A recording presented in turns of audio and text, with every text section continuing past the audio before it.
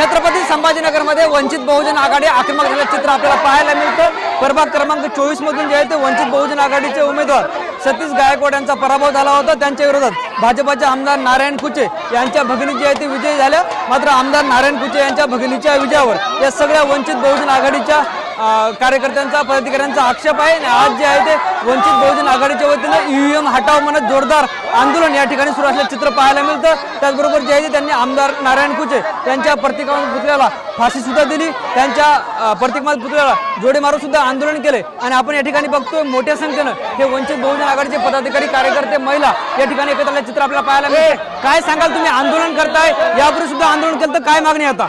आमची मागणी हीच आहे की ही ईव्हीएम मशीन येणं तर ही बंद झाली पाहिजे आणि संजय नगर प्रभाग क्रमांक 24 मध्ये जो वंचित बहुजन आघाडीच्या प्रभाग जो मतदारावर अन्याय झालेला आहे त्याला कुठेतरी न्याय मिळाला पाहिजे, आमची हीच मागणी आहे। आम्ही हे जन आंदोलन जनसंख्येतून जे जन आंदोलन आम्ही सुरू केलेलं आहे। पण हे रस्त्यावरचं आंदोलन करून फायदा होणार आहे का? न्यायालयीन लढणार नाही का? आता रस्त्यावर करूनच न्याय भेटणार आहे, म्हणजे घरातलं दुखणं जोपर्यंत आपण एसीला टांगत नाही तोपर्यंत काही खरं होत नाही। त्याचा अर्थ असाच आहे का हे दुखणं आपण कुठेतरी ईव्हीएम मशीन बंद केल्या पाहिजे, बॅन केल्या पाहिजे, आमचं एवढंच म्हणणं आहे फक्त। आपण बघतो या मोठ्या संख्येनं महिला या ठिकाणी आक्रमक झाल्या। काय सांगाल, मागणी काय मागणी? आमचा सतीश भाई गायकवाड निवडून आला पाहिजे। त्या नारायण कुचन आमच्या सतीश भाऊ सोबत गद्दारी केली, त्याला भाड्याला नाही मिळालं पाहिजे। आमचा नगरसेवक आम्हाला संजय नगर मध्ये निवडून आला पाहिजे। आमचा नगरसेवक संजय मला समजून घे मनदर्शक आता कोणी बी गोष्टी सतीश भाऊचा आमचा विजय राहणार आणि हाच पोरगा आमचा कार्यकर्ता राहणार। नारायण कुचन भाड खाऊचे म्हणा आमचा हाच पोरगा राहणार।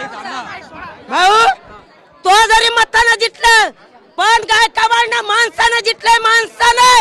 तुला काय वाटून राहिले? तुला वाटत असेल तो मतानं जरी निवडून आला पण गायकवाड भाऊनं माणसानं मन जिंकलंय, माणसानं। मुर्दाबाद मुर्दाबाद। आता काय भूमिका असणार आहे पुढची? हे काय आमच्या वार्ड क्रमांक 24 मध्ये जे काही ईव्हीएम मशीन घोटाळा झालाय, हा घोटाळा जाणून बुजून या सरकारने केलेला आहे। या सरकारला आमची एक विनंती आहे की पुढच्या वेळेस ही ईव्हीएम मशीन आमच्या इथं दिसली नाही पाहिजे।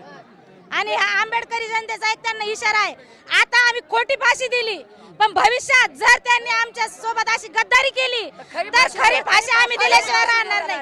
आणि हा आमच्या आंबेडकरी जनतेचा एक आवाज आहे, म्हणून त्यांना सांगणे कुचे साहेबांना, एक तर तुम्ही आमदारकीला बसला गदीच्या गाडीत भाडकाव तो भाडकाव नारायण कुचे आमच्या संजय नगर मध्ये तो नारायण कुचे आला नाही पाहिजे। तुम्ही असे सारखे आंदोलन करताय, आक्रमक आंदोलन करताय, त्यांच्या घराला पोलीस बंदोबस्त लावलाय, त्याच्या घराला बंदोबस्त त्याला मारणार आहे आम्ही सर्वजण, सगळी जनता त्याला, आंबेडकर चळवळीतली सगळी जनता त्याला मारणार आहे। त्याला पोलीस सरकार जबाबदार आहे, त्याच्या पाठीशी पोलीस आहे म्हणून ते उड्या मारतो माकडासारखा। भाड खाऊ समोर संजय नगरच्या महिला सोबत सामना कर, भाड खाऊ तू।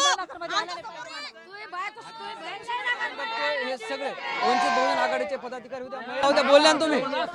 आणि अशा पद्धतीने जे यांनी या ठिकाणी आक्रमक आंदोलन सुरू केलं आहे आणि आमदार नारायण कुचे यांच्या विरोधात प्रचंड रोष पाहायला मिळतो। आणि ही सगळी जी आहे ते फेरनिवडणूक घेण्यात यावी आणि ईव्हीएम मशीन बंद करण्यात यावी अशी सगळी मागणी या लोकांची आपल्याला पाहायला मिळते। कॅमेरा पर्सन हर्षल निकमसह ज्ञानेश्वर लोंढे, TV9 मराठी, छत्रपती संभाजीनगर।